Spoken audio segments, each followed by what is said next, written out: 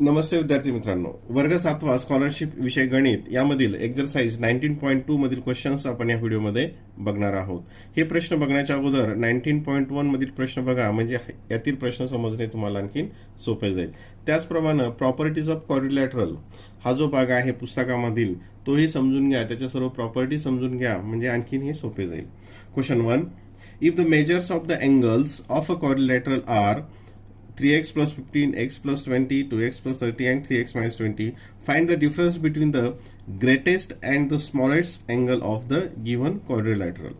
आता इथं क्वाड्रिलॅटरलचे 4 अँगल्सचं मेजरमेंट दिलेलं आहे आणि त्याच्यामधून डिफरन्स काढायचा आहे. कोणाचा डिफरन्स काढायचा आहे? The greatest and the smallest. म्हणजे अगोदर आपल्याला ते अँगल कोणते आहेत ते काढावं लागेल आणि नंतर मग त्यातला डिफरन्स काढावं लागेल. आता तुम्हाला माहिती आहे की हे सर्व जे अँगल्स आहेत त्याची ऍडिशन असते 360 डिग्री. या प्रॉपर्टीचा यूज करून आपल्याला एक्स ची व्हॅल्यू काढावं लागेल आणि नंतर मग त्याच्यामध्ये हे एक्स ची व्हॅल्यू ठेवून तो अँगल काढावा लागेल. ठीक आहे, तर पहिल्यांदा आपण याची ऍडिशन करूयात. हे 3x plus x 4x 5 6x 6 7 8 9x म्हणजे एक्स एक्स किती आली ते 9x. नंतर हे 15 प्लस 20 त्याला 35 हे 35 आणि हे प्लस 30 मायनस 20 म्हणजे हे आलं 10. हे किती आलं? प्लस 10 प्लस 10 आणि हे 35 म्हणजे झालं ते प्लस 45. म्हणजे हे नंबर्स आहेत त्याची ऍडिशन आली 45 इक्वल्स टू 360 डिग्री 360.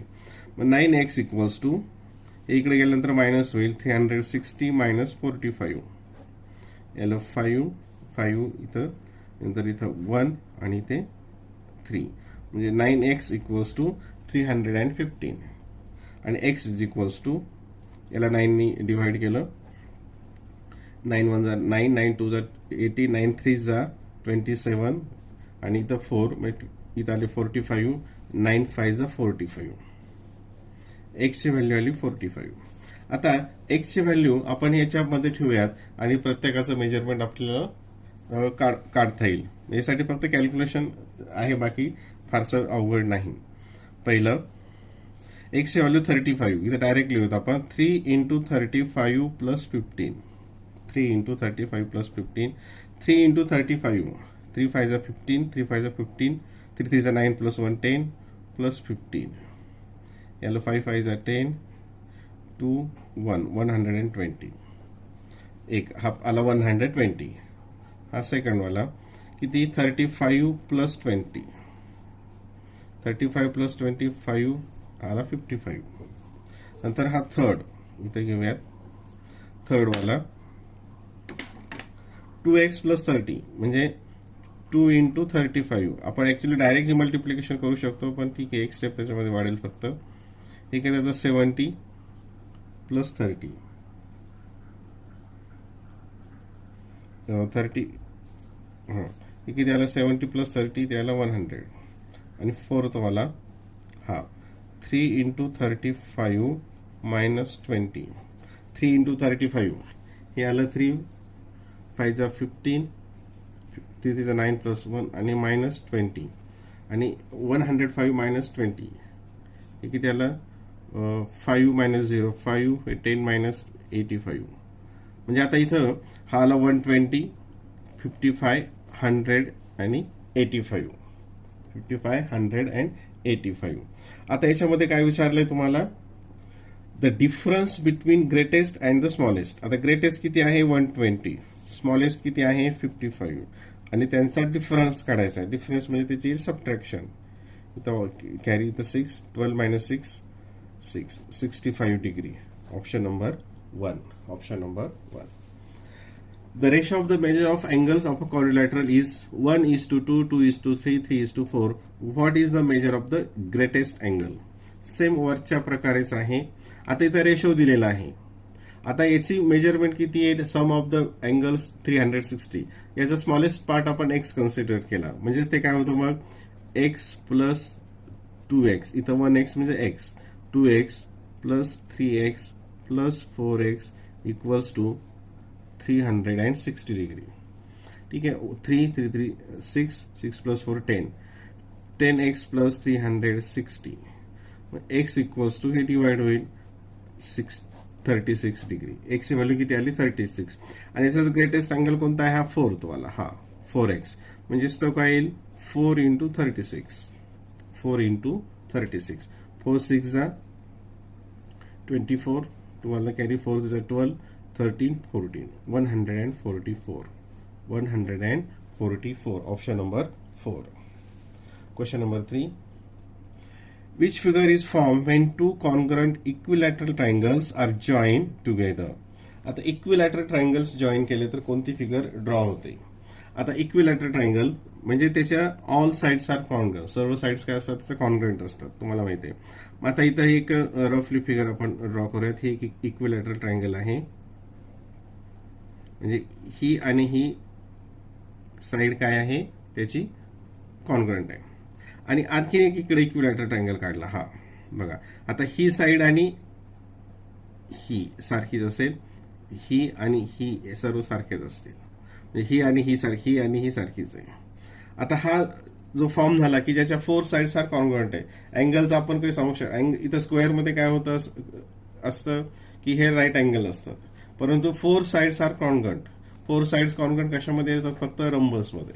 म्हणजे जेव्हा two congruent equilaterals are join together rhombus is form. Rhombus तयार होतो. ही प्रॉपर्टी लक्षात ठेवा. Which of the following is not a parallelogram? Parallelogram कोण नाही याच्यामध्ये? तर रेक्टँगलच्या याच्या प्रॉपर्टी सर्व याच्यामध्ये असतात, स्क्वेअरमध्ये असतात, रंबस असतात, फक्त ट्रॅपेझियम मध्ये मात्र नसतात. ट्रॅपेझियम मध्ये नसतात, म्हणजे हा ऑप्शन नंबर 3 की हा पॅरेलिलोग्रॅम होत नाही. Question number 5. Sorry. In a parallelogram ABCD, measure of angle A is 60, then find the measure of angle B. आता आपण इथं फिगर ड्रॉ करूयात. हा काढला A B C D.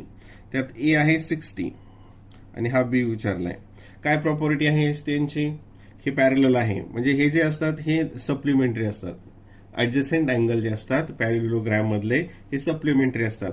दोघांची ऍडिशन असते 180. त्यातला हा आहे 60. हा किती येईल? 180 minus 60 120. Option number 4. Option number 4. In quadrilateral ABCD, length AB equals to length BC equals to length CD equals to length DM. हे सर्व साइड कॉन्ग्रंट आहेत. And length AC equals to length BD. ह्या diagonal असतील. What type of quadrilateral ABCD is there? आता याच्यामध्ये बघा, ह्या सर्व कॉन्ग्रंट आहेत, म्हणजे तो आहे एकतर तो स्क्वेअर असेल किंवा रंबस असेल. हे आणि हे तर येणारच नाही. हे काढलं आणि इथं बघूयात A B C D. आणखीन काय दिलं? AC and BD are congruent. आता AC याच्यामध्ये AC काय आहे? ही डायगोनल आहे आणि BD काय आहे? डायगोनल आहे आणि त्या कॉन्ग्रंट आहे. आणि डायगोनल कॉन्ग्रंट कशामध्ये असतात? स्क्वेअर मध्ये असतात आणि रेक्टँगल मध्ये असतात. परंतु आता इथे काय? हे साइड कॉन्ग्रंट आहेत आणि डायगोनल कॉन्ग्रंट आहे, म्हणजे तो काय असणार आहे? स्क्वेअर असेल. काय असेल तो? Square. Option number 1. Question 7. M and N are the midpoint of sides PQ and RS of rectangle PQRS. If M and N are joined, the rectangle divide into squares. PQ equals to 8 cm. Find length MN. अगोदर आपण दिलेल्या माहितीप्रमाणे figure draw करूयात, म्हणजे मग हे आपल्याला आणखी समजणं सोपं जाईल. एक काय आहे? PQRS रेक्टँगल आहे. हा एक रेक्टँगल काढला. ठीक आहे, हा एक रेक्टँगल काढला. PQRS आणि M and N are the mid point of side PQ. M हा कशाचा मिड पॉइंट आहे? PQचा मिड पॉइंट. दोन सारखे भाग करतो तो. आणि N कशाचा आहे? RSचा. हे RSचा इथं N आहे. RSचा N आहे. And if M and N are joined, M and N join केले. आता बघा, जॉईन द रेक्टँगल. हा जो रेक्टँगल होतो if M and N are join the rectangle is divided into two squares. म्हणजे हा जो रेक्टँगल झाला याचे स्क्वेअर मध्ये रूपांतर झालं. हे दोन स्क्वेअर फॉर्म झाले. हे दोन स्क्वेअर झाले. म्हणजेच मग P Q equals to 8 find L M M length M N. P Q हा पी क्यू टोटल जर 8 सेंटीमीटर असेल तर हा जो इथं एम आणि एन आहे याची लांबी विचारली. आता बघा पी क्यू जर 8 असेल तर हा काय असेल 4 असेल. हा 4 असेल कारण हा एम पॉईंट काय याचा मिड पॉईंट आहे. याचा मिड पॉईंट आहे. आणि हे जेव्हा जॉईन केलं तर याचे दोन स्क्वेअर झाले. म्हणजे हा वरचा काय असणार आहे स्क्वेअर असणार आहे. हे खालचा पण स्क्वेअर असणार आहे. आणि याची ही जर साईड 4 असेल तर मग ही पण 4 असेल. ही पण 4 असेल. ही पण 4 असेल. कारण स्क्वेअरच्या सर्व साईड काय असतात कॉन्ग्रंट असतात. म्हणजेच एम आणि एन याची किती लेंथ असणार आहे 4 centimetre. Option number 4. Option number 4. Question number 8. If two congruent isosceles right angle triangle are joined diagonally, what will be new figure form? आता isosceles right angle triangle कशाला म्हणतात की हा एक समजा राईट अँगल ट्रायंगल आहे. इथे काढला आपण आणि त्याच्या दोन साइड्स म्हणजे ह्या आणि ह्या ही आणि ही काय आहे इक्वल आहेत. ह्या कॉन्ग्रंट आहेत. याला म्हणतात आयसोस्केलस राईट अँगल ट्रायंगल. याला म्हणायचं आयसोस्केलस. हा राईट अँगल आहे म्हणजे राईट अँगल झाला ट्रायंगल झाला आणि ह्या दोन साइड जर कॉन्ग्रंट असतील तर त्याला म्हणायचं आयसोस्केलस राईट अँगल ट्रायंगल. आणि हे दोन डायगोनली दोन कॉन्ग्रंट आयसोस्केलस जॉईन केले डायगोनली. म्हणजे हा इकडे जो असेल हा इथं येईल तो मग आणि हा म्हणजे ही साइड. आता हा जो इकडचा झाला हा इथं वेगळ्या कलरने दाखवतो त्याला. हा जो दुसरा आपण आयसोस्केलस राईट अँगल ट्रायंगल काढला हा इकडचा आणि हा इकडचा कॉन्ग्रंट आहे. म्हणजे ही साइड आणि ही साइड कॉन्ग्रंट असेल. ही साइड आणि ही साइड सुद्धा कॉन्ग्रंट असेल. आता इथे कोणती फिगर तयार झाली हे राईट अँगल आहे आणि ह्या 4 साइड्स इक्वल आहेत. म्हणजे हा काय झाला इथं स्क्वेअर फॉर्म झाला. काय झाला स्क्वेअर. ही प्रॉपर्टी सुद्धा तुम्ही लक्षात ठेवा. Question number 9. हा थोडं समजून घ्या. In the figure line P Q इथं वाचल्यानंतर इकडे लगेच फिगर मध्ये शोधायची लाईन पी क्यू कुठे आहे. ही लाईन पी क्यू ठीक आहे. पॅरलल लाईन आर एस ही लाईन पॅरलल इथं आर एस आहे. Line A B is the transversal. A B म्हणजे हा आणि ही लाईन ही त्याची ट्रान्सव्हर्सल आहे. टू म्हणजे ह्या प्रॉपर्टीज तुमच्या समोर आल्या पाहिजे. Two parallel lines and their transversal. Which type of quadrilateral A C B D ACBD is formed by the bisectors of interior angles. Bisectors of interior angles. आता इथं भाग हा थोडासा नीट समजून घ्या. आता हा जो इथं आहे हा इथे हे काय बायसेक्टर्स ऑफ इंटेरियर. आता इकडचा जो भाग आहे हा इकडचा भाग. आता इकडे हा इंटेरियर इकडचा हा टू पॅरलल लाईन्स मधला हा बायसेक्टर आहे. नंतर हा इकडचा बायसेक्टर आहे. हा हे दोन चिन्हाने दाखवलेलं आहे. त्याचप्रमाणे हा एक अँगल बायसेक्टर आहे. हे दोन सारखे दाखवलं आहे. आणि हा एक अँगल बायसेक्टर आहे. हे इथे दोन्ही सारख्याने दाखवलेलं आहे. आता मागे एक तुम्ही बघितलं होतं की अँगल जे बायसेक्ट करतात तर इथे काय होईल. आता या ठिकाणी इथं हे किती पार्ट झाले 1 2 3 4 नीट बघा. आता 1 2 3 4 पार्ट झाले. त्यातला हा जो टोटल असेल हा टोटल जसं आपण याला ए ए बघा इथे ए ए आणि याला बी बी असं कन्सिडर केलं ए ए बी बी ठीक आहे. तर हे टोटल किती असणार आहे ए प्लस बी 180. म्हणजेच काय येईल ते बघा इथे 2a plus 2b equals to 180.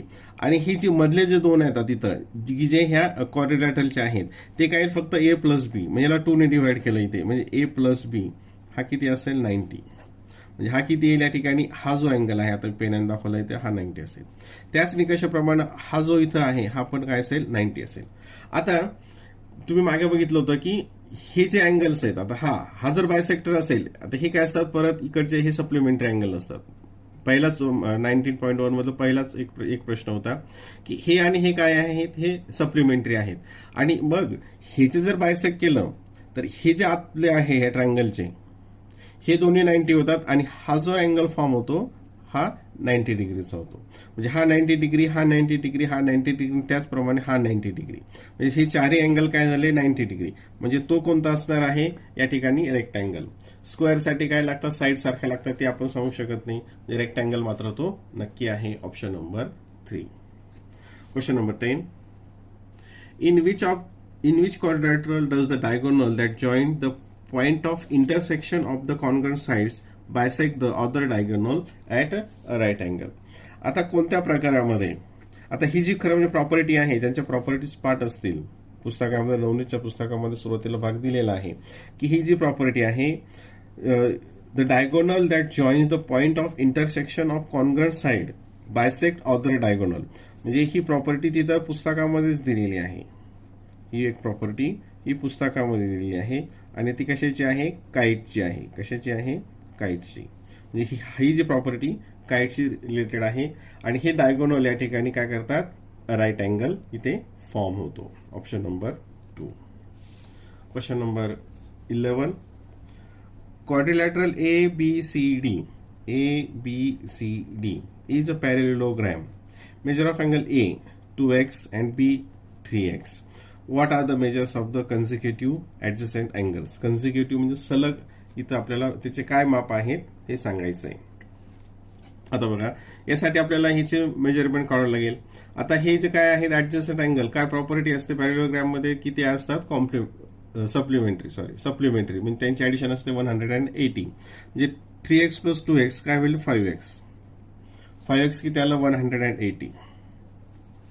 म्हणजे x ची व्हॅल्यू किती आली 5 1 5 3 जा 15, 3 आलं आणि 5 6 जा, x ची व्हॅल्यू आली 36.